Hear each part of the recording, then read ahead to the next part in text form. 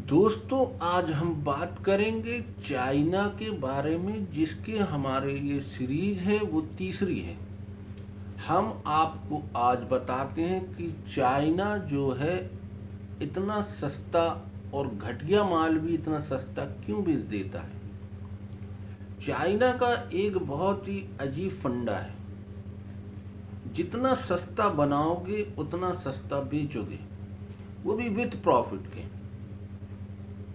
तो दोस्तों, मैं आपको बता रहा हूं कुछ उसके तथ्य। क्या हुआ, ज्यादा से ज्यादा प्रॉफिट कमाता है चाइना और बनाता है इलेक्ट्रॉनिक सामान। इलेक्ट्रॉनिक सामान बनाने के लिए तांबे का उपयोग बहुत पाया जाता है, बहुत होता है तांबे का उपयोग। तो चाइना ने 11 अफ्रीकी मुल्कों को इतना कर्ज दे दिया है कि उन मुल्कों का जो खनिज है तांबा, उन मुल्कों में तांबा इतना पाया जाता है खनिज संसाधन से, उनका वो दोहन करता है। उन मुल्कों से वो खनिज निकालता है और अपने मुल्क में लाके रॉ मटेरियल के तौर पे फिर बड़ी बड़ी कंपनी और फैक्ट्रियों को वो देता है कम पैसे में,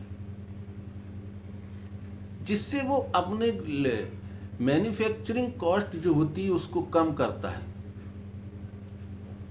अब दूसरी बात ये है लेबरिंग। आपको मैं बताता हूँगा कि लेबर जो है चाइना के बहुत सस्ते मिल जाते हैं। आप ये सोचते होंगे कि चाइना में इतना बड़ा कारोबार है, इतना बड़ा व्यापार का साम्राज्य है, तो वहाँ के बेरोजगारी नहीं होगी। आपको ये गलत फहमी है। चाइना में बेहिसाब बेरोजगारी है।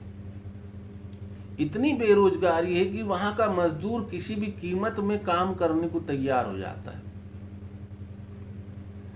उसको ज्यादा मजदूरी की जरूरत नहीं है, उसको सिर्फ 2 वक्त की रोटी की जरूरत है।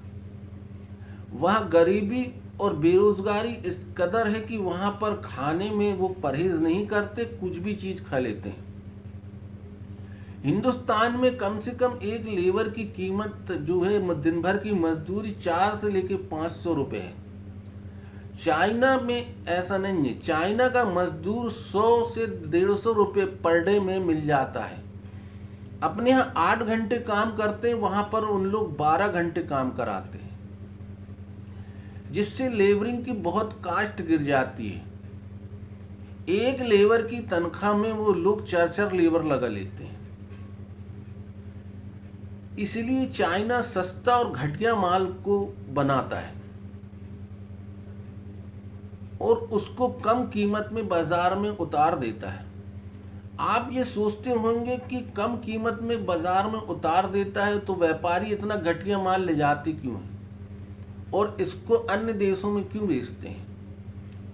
क्योंकि व्यापारियों को, जब व्यापारी कभी चाइना से माल उठाता है तो उसको नगद पैसा नहीं देना पड़ता।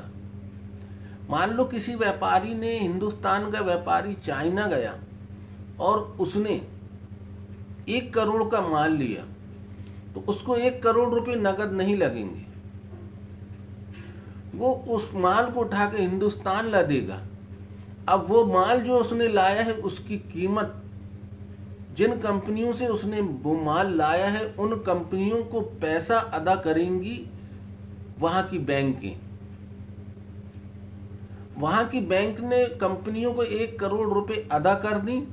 अब जो हिंदुस्तान के व्यापारी ने माल हिंदुस्तान लाया है उसको बेचेगा और उन बैंकों में को पैसा वो ले जाके देगा विथ ब्याज के। इससे 2 तरह के उसको फायदा हुए चाइना को। एक तो माल से प्रॉफिट आ गया, दूसरा ब्याज आ गया। जो माल बिका उसका ब्याज आ गया। ऐसा चाइना अपने प्रोडक्ट में कमी लाता है मैन्युफैक्चरिंग में, और मैन्युफैक्चरिंग कास्ट को कम करके सारी दुनिया में फैलाता है। आपको शायद ये जानकारी अच्छी लगी हो तो लाइक कीजिए, और सब्सक्राइब कीजिए और मेरे चैनल की कुछ बातों को शेयर कीजिए। आपको और ज़्यादा रोचक तथ्य मालूम होते रहेंगे। धन्यवाद।